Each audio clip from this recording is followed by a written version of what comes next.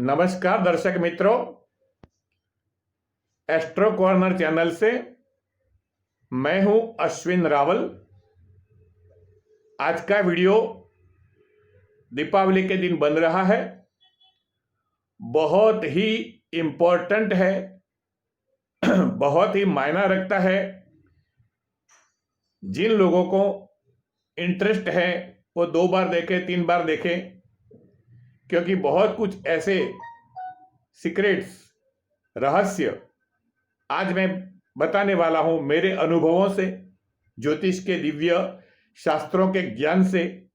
वो आपके लिए भी शायद भविष्य में बहुत उपयोगी साबित हो सकते हैं। आज हम संतान जन्म को लेके, कंसेप्शन को लेके कुछ बातें बताने जा रहे हैं। देखिए, कभी कभी क्या होता है, शादी के बाद 2 साल, 3 साल, 4 साल, 5 साल तक संतान नहीं होते तो घर में बहुत सारे टेंशन हो जाते हैं। खास करके औरतों को, स्त्रियों को बहुत झेलना पड़ता है, सुनना पड़ता है, सहन करना पड़ता है। तो ये सब बातों को लेके आज हम इसकी चर्चा करेंगे कि क्या है। दूसरी बात कि IVF कब कराना चाहिए, ताकि आपके लाख, 1.5 लाख, 2 लाख जो भी खर्चा आप कर रहे हैं वो फेल ना हो जाए।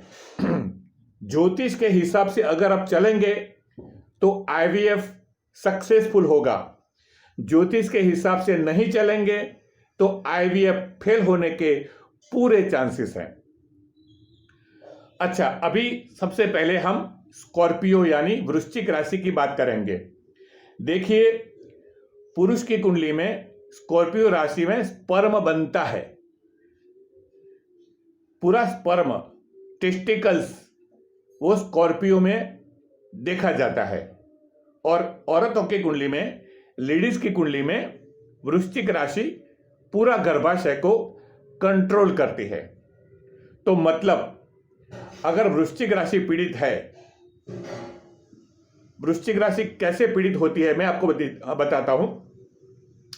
जैसे तुला में पाप ग्रह है, धनु राशि में पाप ग्रह है और दोनों के बीच में वृश्चिक राशि आती है, तो वृश्चिक राशि फर्टिलाइज नहीं हो सकती, यानी विकसित नहीं होती, गर्भ विकसित नहीं हो सकता। तो वृश्चिक राशि पीड़ित होनी नहीं चाहिए। दूसरी बात, सबसे खराब योग होता है वृश्चिक राशि में मंगल का, और खास करके वृश्चिक का मंगल अगर राहु केतु के साथ है तो वहां पे या तो फैलोपियन ट्यूब के प्रॉब्लम होते हैं, फैलोपियन ट्यूब ब्लॉक होती है, ओवरीज बराबर डेवलप नहीं होती, फॉलिकल्स विकसित नहीं होते, एग्स नहीं बनते। तो ये सब बातें जो होती है लेडीज की कुंडली में, तो वृश्चिक राशि में अगर मंगल राहु या मंगल केतु होते हैं तो फॉलिकल्स के प्रॉब्लम, ओवरीज के प्रॉब्लम, साइकिल के प्रॉब्लम होते ही हैं। इसको ठीक करना बहुत जरूरी होता है। और ऐसे योगों में नेचुरल कंसेप्शन नहीं होता और IVF का रास्ता हमको लेना पड़ता है। तो दोस्तों, वृश्चिक राशि की हमने बात कर ली। अभी कोई भी लेडीज को अगर कंसेप्शन नहीं हो रहा तो उनके लिए एक मार्ग होता है IVF, in vitro fertilisation. Vitro मतलब कांच की ट्यूब, इसको हम टेस्ट ट्यूब बेबी भी बोलते थे कुछ सालों के पहले। अब IVF ज्यादा फेमस हो गया है। IVF की प्रोसीजर एक्चुअली क्या है? सबसे पहले तो डॉक्टर दूरबीन से पूरे गर्भाशय का निरीक्षण करेगा कि अंदर की दीवार ठीक ठाक है कि नहीं, ओवरीज का विकास हुआ है कि नहीं, फॉलिकल्स डेवलप होते हैं कि नहीं, एग्स बनते हैं कि नहीं, ये सब बातें देखी जाती है। उसके बाद ही अगर देखने के बाद ऐसा मालूम होता है कि फॉलिकल्स डेवलप नहीं होते, एग्स नहीं बनते, तो हॉर्मोन्स के इंजेक्शन देके कुछ महीनों बाद IVF की डेट दी जाती है।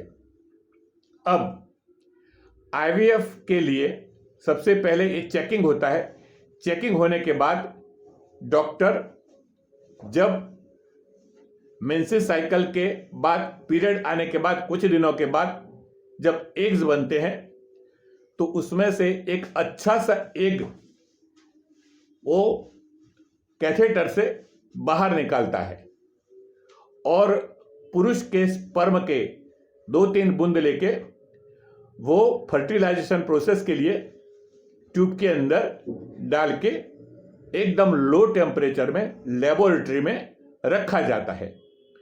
कुछ दिनों के बाद इसमें एम्ब्रो बनता है और वो एम्ब्रो को फिर से गर्भाशय के अंदर प्रस्थापित किया जाता है, डाला जाता है, सेट किया जाता है। उसके बाद धीरे धीरे धीरे गर्भ का विकास होता है और फोइटस बनता है। देखो, इसमें 2 बातें मैं आपको बताऊं कि हर बार आईवीएफ की जो प्रोसेस होती है, हर बार आईवीएफ की जो प्रोसेस होती है वो सक्सेसफुल नहीं जाती। क्यों नहीं जाती?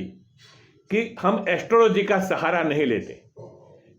एस्ट्रोलॉजी का सहारा नहीं लेते क्या कि ज्योतिष के कुछ नियम है कि कौन से महीने में औरत या लेडी का गर्भाशय फर्टाइल होगा। हर महीना फर्टाइल नहीं होता, याद रखिए। फर्टाइल नहीं होता तो उस महीने में जो भी प्रोसेस किया फेल हो जा सकता है। और ज्योतिष के हिसाब से चंद्र, मंगल और गुरु ये पूरी प्रोसेस को कंट्रोल करते हैं। हम सिद्धांत की बात हम करेंगे अभी कि जब भी लेडीज को मेंसेस आता है, फर्स्ट ड्रॉप पड़ता है, पीरियड चालू होता है, उस तारीख को, उस दिन को चंद्र उसकी कुंडली में अपने चंद्र से 3, 6, 10, 11 स्थान में नहीं होना चाहिए। चंद्र लेडीज की जन्म की कुंडली से, जन्म के चंद्र से 3, 6, 10, 11 स्थान में नहीं होना चाहिए।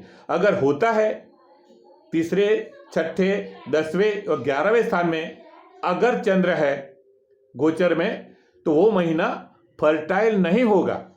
मतलब 3, 6, 10, 11 राशियों को छोड़ के ही चंद्र होना चाहिए। ये पहली कंडीशन।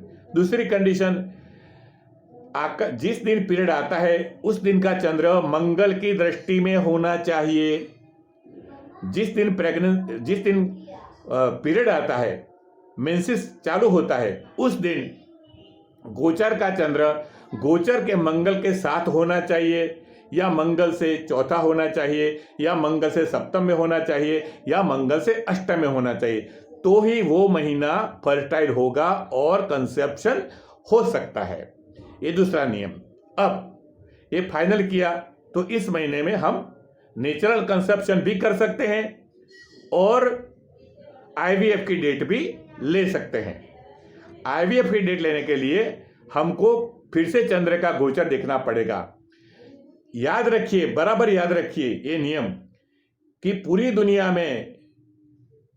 दुनिया में कंसेप्शन चाहे प्राणियों में हो, मनुष्यों में हो, जब भी चंद्र गुरु की दृष्टि में होता है सिर्फ उसी दिन कंसेप्शन हो सकता है, प्रेगनेंसी रह सकती है।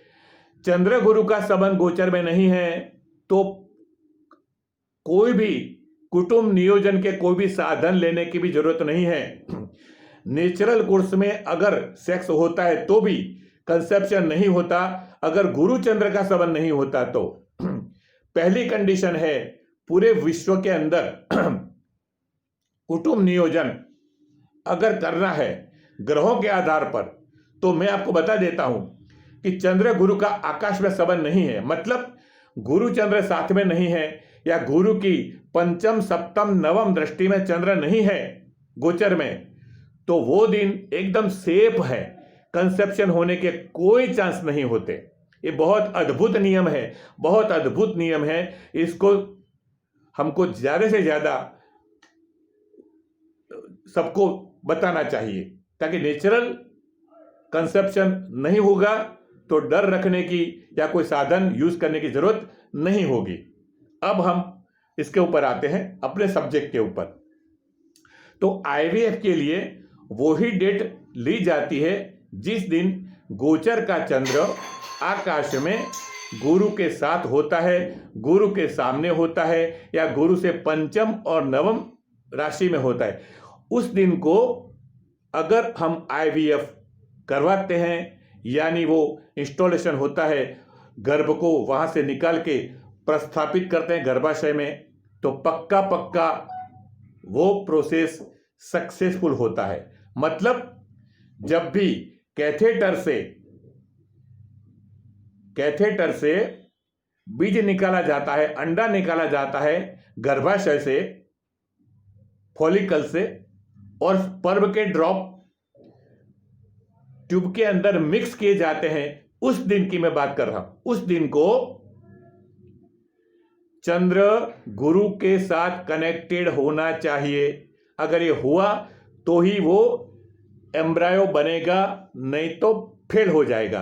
ये बहुत बढ़िया नियम है, लोग याद नहीं रखते, लाख, 1.5 लाख, 2 लाख खर्चे हैं। मेडिकल साइंस ये मानता नहीं है साइंस को, इसीलिए ये दोनों का कोई तालमेल नहीं है, जिसके हिसाब से बहुत लोगों के लाखों रुपए बर्बाद हो जाते हैं। 1 बार, 2 बार, 3 बार आईवीएफ में पैसे बर्बाद होते हैं। इसके बजाय आईवीएफ की डेट लेने के लिए या नेचुरल कंसेप्शन के लिए भी अच्छे एस्ट्रोलॉजर को कंसल्ट करना चाहिए, ताकि वो बता सके कि हाँ, ये महीना फर्टाइल है और ये दिन फर्टाइल है।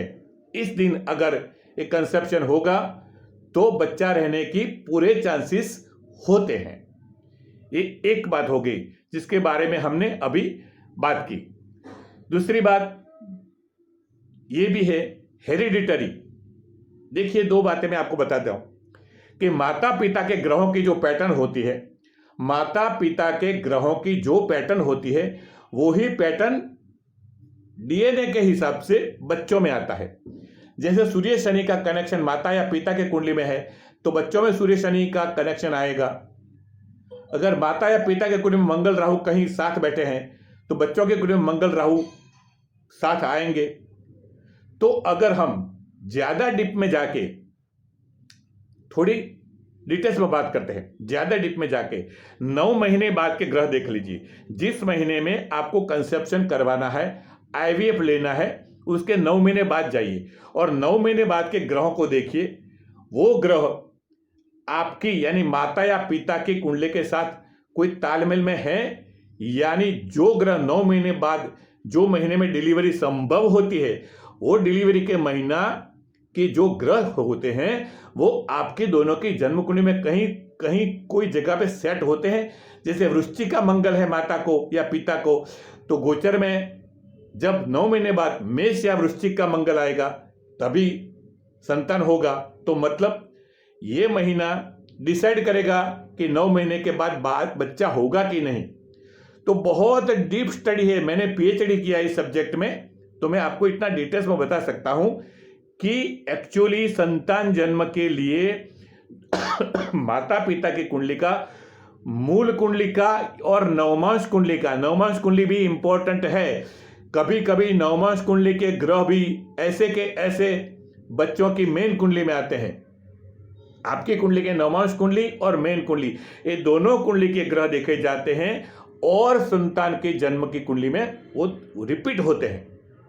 तो 9 महीने बाद की कुंडली पहले देखनी चाहिए, उसके 9 महीने बैक में आके आपको डेट या महीना फिक्स करना चाहिए कि हाँ, ये महीने में कंसेप्शन हो सकता है, ये महीने में आईवीएफ कराना ठीक रहेगा, तो हमारे पैसे बर्बाद नहीं होंगे।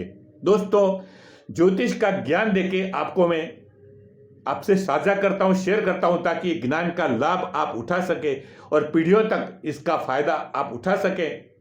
मेडिकल साइंस अगर इसका सहारा लेगा, क्योंकि कुछ डॉक्टर लोग यहाँ है जो मेरा कांटेक्ट करते हैं, कोई भी पेशेंट आता है, कोई भी कपल आता है, तो मेरी सलाह लेते हैं कि भी आईवीएफ के लिए क्या कौन सा महीना सेट किया जा सकता है ताकि 100% कंसेप्शन हो पाए और हमको भी यश मिले। तो ये बहुत बड़ा साइंस है। आईवीएफ को लेके कुछ अहम जानकारी मैं आपको देना चाहता था, तो आज का स्पेशल वीडियो मैंने बनाया है। ताकि आपको इसका ज्ञान हो और सही महीने में आप कंसेप्शन का डिसीजन लें, नेचुरल हो या आईवीएफ हो। आईवीएफ में लाखों का खर्चा है, तो खास ध्यान रखना चाहिए। डेट लेने से पहले अच्छे एस्ट्रोलॉजर को दिखाना चाहिए कि ये महीना ठीक है कि नहीं। तो ये बहुत इम्पोर्टेंट सब्जेक्ट है। और जो लोगों को 1 साल, 2 साल, 3 साल, 4 साल, 5 साल तक भी संतान नहीं हुई, तो वो हमारा संपर्क कर सकते हैं कि संतान होने के चांस है कि नहीं, और है तो कौन से साल में, कौन से महीने में कंसेप्शन हो सकता है, डिलीवरी कब हो सकती है, वो पूरा गाइडेंस हम दे सकते हैं। हाँ, हालांकि हमारी पेड सर्विस होती है, लेकिन लाखों खर्चने के बदले में खाली 1000-2000 खर्चने से अगर आपको पूरा डिटेल्स मिल जाता है तो बुरा नहीं है मेरे हिसाब से। और इतना डिटेल्स एनालिसिस हम पति पत्नी की कुंडली का पूरा एनालिसिस करते हैं, मेन कुंडली बनाते हैं, नवमास कुंडली बनाते हैं, 9 महीने के बाद के ग्रह देखते, पूरा इतना मेहनत करते हैं, तो हमारा भी थोड़ा तो हक बनते हैं पेड सर्विस का। दोस्तों, बस वीडियो देखते रहिए और बहुत सारा लाइक करते रहें, सब्सक्राइब करते रहें, आपके दोस्तों तक ये सर्कुलेट करिए, पहुंचाइए वीडियो को, ताकि ज़्यादा से ज़्यादा लोग ज्योतिष के ऐसे बहुत अच्छे जो ज्ञान है, ज्योतिष के शास्त्रों में पढ़ा है, जिसको हमने ढूंढ निकाला है, नियमों को ढूंढ निकाला है, हजारों कुंडली के ऊपर अप्लाई किया है, टेस्ट किया है, उसके बाद ही ऐसे नियम हम बना के आपके सामने साझा कर रहे हैं। आपको ये वीडियो पसंद आया हो, लाइक करिए। बस आज इतना ही। नमस्कार। आपका नया साल शुभ रहे। दिवाली की आपको शुभकामनाएं।